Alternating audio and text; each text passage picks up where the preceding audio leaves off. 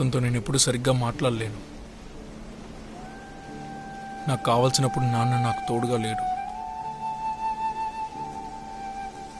అతను 2 సంవత్సరాలకోసారి, ఓ నెలలో లేదా 2 నెలలో నాకు నాన్నలా ఉంటాడు.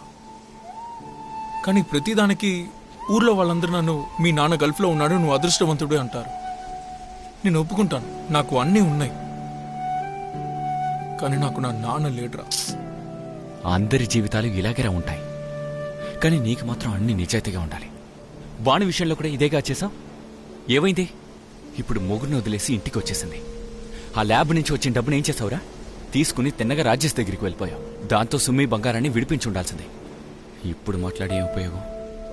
కానీ విజేష్ విషయం అలా కాదురా మామ. వాడి ఉద్యోగం పోతుంది, పైగా కేసు కూడాను.